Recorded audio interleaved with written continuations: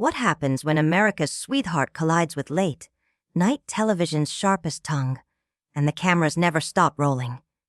Tonight, we unpack the shocking confrontation that ended with Drew Barrymore storming off the Late Show stage, leaving Stephen Colbert scrambling to salvage the moment. This wasn't just a tense interview, it was an implosion, a media firestorm, and it all unraveled in front of a stunned live audience. What triggered it? A simple question that turned into television chaos. The atmosphere in the Late Show studio was light and electric. Drew Barrymore, radiant and smiling, took her seat, ready to promote her new production company and share her evolution as a director. She expected warmth, familiarity, maybe a few laughs. What she got was something else entirely. Stephen Colbert welcomed her with his trademark charm. At first, "Drew, welcome back. I've been doing my homework, and I came across something interesting." Drew smiled politely, caught slightly off guard. "Well, thank you. I always appreciate a well-prepared host." "What caught your eye?" Colbert leaned back, that signature smirk curling at the edge of his mouth. "Let's talk about your production company. You've been vocal about supporting independent filmmakers and elevating underrepresented voices. Admirable stuff." Drew nodded. "It's something I care deeply about." But then, the tone shifted. "So how does that mission align with signing an exclusive deal with one of the biggest, most corporate streaming platforms on the planet?" The air in the studio changed. The audience sensed it. So did Drew. "I don't see that as contradictory," she said, measured. "Partnering with a large platform gives us the reach and resources to uplift the very voices we care about." Colbert's laugh was dry. "I see. So it's about the art, not the payday." Drew's warmth started to fade. Her voice tightened. "We structured the deal to protect creative control and ensure fair compensation. This isn't about selling out. It's about scaling impact." Colbert wasn't done. "Interesting. Because I've got reports here showing your company accepted a $200 million investment from that same platform. One with a track record of underpaying writers and exploiting creators. How do you reconcile that with your public values?" The audience murmured. This was no longer an interview. It was an inquisition. Drew kept her composure. "We fought for terms that support artists. That's non-negotiable for us." But Colbert pressed harder. "And how much are you personally making from this deal?" "Drew, because while you champion the underdog, you're sitting on profits most independent filmmakers will never see." The smile vanished. Drew's voice rose, a flash of fire in her eyes. "That's incredibly unprofessional. You're twisting facts to push your own narrative." Colbert shot back. "It's called journalism. Asking the questions no one else will." "It's not journalism. It's an ambush," Drew replied sharply. "You're reducing complex decisions into cheap sound bites for ratings." A Colbert leaned in, relentless. "So I'm the villain for pointing out hypocrisy?" "No. You're the villain for pretending you care about truth, when all you want is drama." The gloves were off. "You've built your brand on being sweet and lovable," Colbert said, his tone laced with condescension, "while making ruthless business decisions behind the scenes." "You don't know the first thing about what I've built," Drew snapped. "I've fought to make this industry more inclusive. You're just sitting behind a desk, tearing people down." Colbert scoffed. "You're not changing the industry. You're cashing in on it." That was it. Drew stood slowly, her voice calm but icy. "Excuse me." The audience froze. Even the camera crew stood motionless. And then Stephen pushed again. "Your crusade is just good PR. You're no different than every other Hollywood hypocrite pretending to be a savior while lining your pockets." Drew's voice dropped to a low, furious whisper. "You don't get to do this." And with that, she walked off set, leaving Colbert and the audience in stunned silence. "I think we're done here." Drew's voice was sharp, final, but Colbert didn't flinch. Instead, he leaned in, his tone shifting from smug to something darker, cutting. Oh, we're just getting started. The room stiffened. Even the laughter sign flashed too late to prompt nervous chuckles. Sit back down, Drew, he said coldly. We have more to discuss. The command hung in the air, heavy and unmistakable. Drew turned slowly. Her voice cracked like a whip. Don't you dare tell me to sit down. Who do you think you are? Colbert didn't blink. I'm the host of this show, he replied coolly. And you're my guest. So yes, I'm telling you to sit down and answer the questions like a professional. Drew laughed. Bitter. Unamused. Professional. Is that what we're calling this? You've spent 10 minutes trying to humiliate me on national television using cherry-picked data you clearly don't understand. And now you're barking orders like I work for you. Colbert muttered just loud enough. If the shoe fits, the audience gasped. Audible. Unmistakable. Drew froze. Her face drained of color, then flushed with rage. What did you just say? Colbert looked directly into the camera, then back to her, his smile ablade. I said, if the shoe fits, wear it. You're acting like a diva who can't take a little heat, so maybe that's exactly what you are. The room went still. His words hung in the air like a toxin. And then, Drew snapped. Gone was the warm, bubbly public darling. What remained was a woman scorned and seething. Her voice dropped to a venomous hush. A diva. She took a step toward his desk. You think I'm a diva because I won't sit here and let you chip away at my character with smug insinuations and surface-level research. Colbert sat up straighter, refusing to yield. I think you're a diva because the second someone challenges your PR narrative, you crumble. Drew's voice cracked, but not from weakness, from fire. Crumbled. Stephen, I've been in this industry since I was 7. I've survived addiction abuse, media destruction, and comebacks that would flatten most people.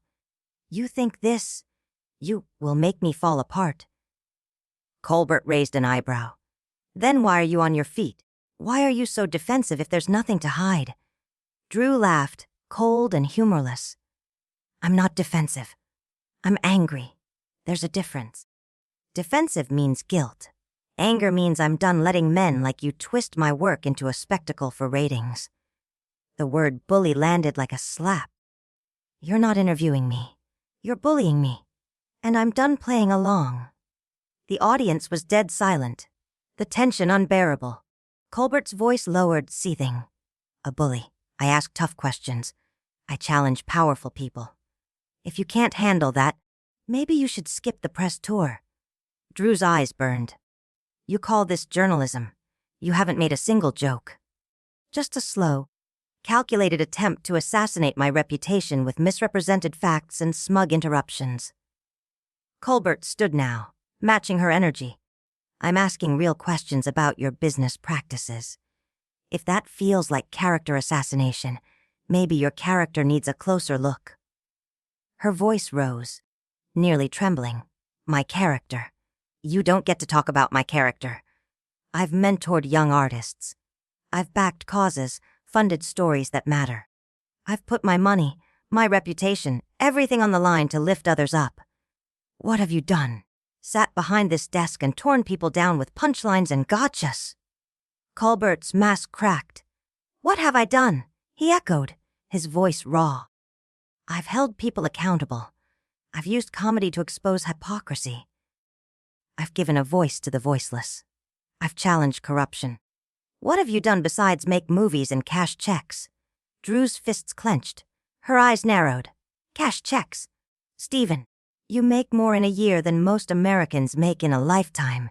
And you do it by pretending to be a moral compass while milking outrage for ad revenue. Colbert fired back. At least I'm honest about it. I don't pretend to be a saint while making backroom deals with streaming giants. Drew stepped in close, her voice a low growl. You ambushed me. You used half-truths to bait a reaction, and you call that honesty. No, Stephen, that's cowardice in a suit. When for a split second he looked shaken. The studio was still. No laughter, no applause. Just a powder keg waiting to blow. And Drew, standing tall, turned her back and walked, The exit wasn't rushed. It was deliberate, a woman done being polite. The audience didn't move. Neither did Colbert. They had just witnessed the moment the curtain fell on civility and revealed something far more real. Drew's voice cracked with disbelief. You call this honest? Ambushing a guest with half-truths and then attacking them for defending themselves. This isn't journalism, Stephen. This is cruelty dressed up as late night entertainment. Colbert's smile thinned, cold and calculating. If you can't take the heat, Drew, maybe you shouldn't be in the kitchen. This is how real interviews work, in the real world. Drew laughed bitterly. The real world. Stephen, you live in a studio bubble. You're surrounded by writers who stroke your ego and guests who play nice because they need your platform. And now you think you're some fearless truth teller. She leaned forward. Newsflash. The real world is messier than your monologues, and your rehearsed gotcha questions designed to make people look stupid. Colbert fired back, voice rising. My questions are designed to get to the truth, something you clearly have a problem with. Drew didn't flinch. You want the truth. Here it is. You're not a journalist. You're a bully. A bully hiding behind comedy, pretending you're speaking truth to power when really, you just enjoy hurting people who can't fight back. The audience fell dead silent. A few gasps echoed. The words hit like a slap. Drew pressed on, her tone sharper now. You go after celebrities because you know we're supposed to smile through it. For the cameras, for our careers. You call it brave. But all you do is punch down and call it journalism. Colbert's jaw clenched, his hands curled into fists at his side. How dare you, he said, voice barely controlled. How dare you call me a coward? I've built a career challenging the powerful, fighting for what's right. Drew stepped into his line of vision, unblinking. Fighting for what's right. No, you're fighting to protect your own ego. You're not challenging authority. You are the authority. And you're using your platform to tear down someone who showed up in good faith. Colbert scoffed. Good faith. You came here to sell your project and polish your image. Don't pretend otherwise. And you came here to create a viral moment at my expense. Drew shot back. Don't pretend you're not playing the same game. That one landed. Colbert's face flushed. I don't need viral moments. My ratings speak for themselves. Drew's voice dripped with contempt. What you do, Stephen, is tear people down. You reduce complex decisions to one-liners and cheap shots. You use your platform not to ask hard questions, but to bully people under the guise of truth-seeking. Colbert's voice faltered. I don't bully anyone. Drew's eyes narrowed. Really? Then what would you call the last 20 minutes? You've attacked my integrity, my motives, my intelligence. You've twisted my words, misrepresented my work, and when I pushed back, you told me to sit down and shut up. Tell me, Stephen, what would you call that? Colbert opened his mouth, but Drew wasn't done. Her voice grew stronger, steadier, fueled by righteous fury. You could have had a real conversation with me about the tension between commerce and creativity, about what it means to work within a broken system while trying to change it. But instead, you chose a hit piece, a cheap ambush for ratings. I'm not a provocateur, Colbert snapped, weaker now. Then what are you? Drew demanded. Because you're certainly not a journalist. A real journalist does their homework. A real journalist asks questions, not accusations. A real journalist cares about context, not viral sound bites. The audience was transfixed. No laughter, no movement. Just silence and raw electricity. Colbert, who had started the interview in full control, now looked rattled, defensive. I did do my homework, he insisted. I have the receipts to back it all up. Drew scoffed. Receipts? You mean out of context quotes and cherry-picked numbers? That's not research. That's propaganda dressed up as journalism.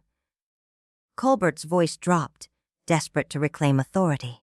It's not propaganda to point out contradictions in what you say. There are no contradictions. Drew fired back. There are nuances. The kind you're either too lazy or too biased to understand. You came in tonight with a story already written. No matter what I said, you were going to make me the villain. I haven't decided anything. Colbert replied, but his voice lacked conviction now. Yes, you have? Drew said, staring him down. You made up your mind the moment I walked on this stage. And you're so desperate to be the hero in your own narrative. You didn't stop to realize you were becoming the bully you claimed to fight. The audience sat frozen, watching a man who built his career dismantling others, now being dismantled himself. And Drew Barrymore. She wasn't just defending herself. She was reclaiming her dignity. You've taken complicated, collaborative business decisions and reduced them to personal failings, Drew said, her voice shaking with restrained fury. You've turned a promo interview into a public trial, where you play judge, jury, and executioner. The metaphor struck home. Colbert's face darkened. This isn't a trial, Drew. It's a conversation. Drew laughed, sharp, bitter, unamused. A conversation. Stephen, conversations require two people. They require respect. They don't involve ambushes, interruptions, and constant attempts to humiliate. This wasn't a conversation. It was an execution. The word dropped like a hammer. The studio froze. For a moment, neither of them moved. The air felt electrically charged, the silence like a pulled wire ready to snap. Colbert stood motionless, his persona unraveling. Drew's chest rose and fell. But her voice, when it came, was calm. Devastatingly calm. I came here expecting a thoughtful exchange. I thought we'd laugh, talk about my work, maybe share something meaningful. Instead, I walked into an ambush by a man who thinks cruelty is the same thing as courage.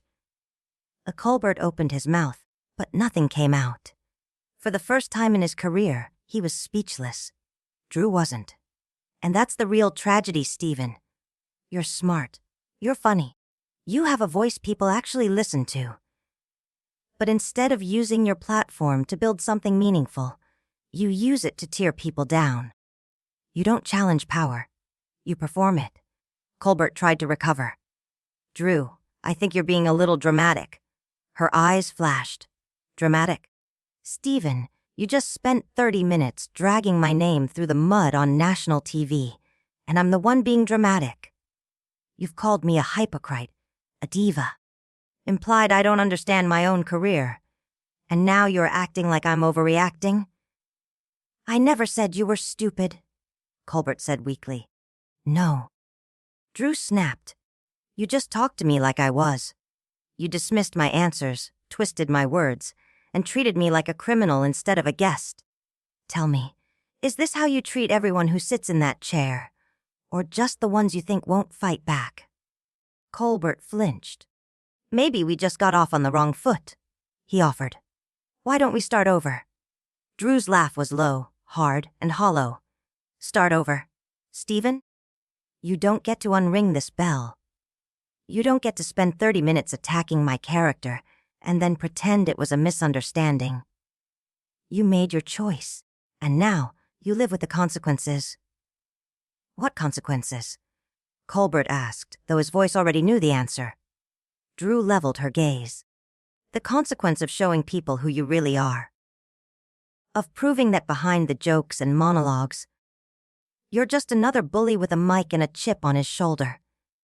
She began unclipping her microphone, calm but unshakable. You had a chance to lead with kindness, to be curious instead of condescending, to actually listen. But instead, you chose cruelty. You chose control. You chose the headline. Colbert's voice cracked with panic. Drew, please, don't go. Let's talk about this like adults. As she paused, her mic in one hand, eyes locked on his. Like adults. Stephen, adults don't ambush each other. Adults don't twist facts into narratives. Adults don't humiliate people for sport. She clipped the mic back on the table. If you wanted to talk like adults, you should have started this conversation differently. I was just doing my job, Colbert said desperately. Drew stood tall now, her voice rising one last time. Your job is to entertain, to bring laughter. maybe even light. Your job is not to act like a prosecutor in some rigged courtroom. Your job is not to destroy people just to make headlines. She stood abruptly. The mic hit the desk with a heavy thud. The sound echoed through the stunned, silent studio. I'm done here, Stephen. Enjoy your viral moment. Drew, wait! Colbert called after her. But she was already walking, heels echoing like gunshots across the stage. You can't just leave, he said, voice cracking. We'll live. She stopped, turned, looked back one final time. Her eyes were cold. Watch me. And with that, she vanished backstage. Colbert stood alone beneath the lights, face pale, hands trembling. The camera stayed on him. No applause, no music, no laugh track, just silence. The studio held its breath. Some audience members looked away. Others just stared, stunned, uncomfortable, changed.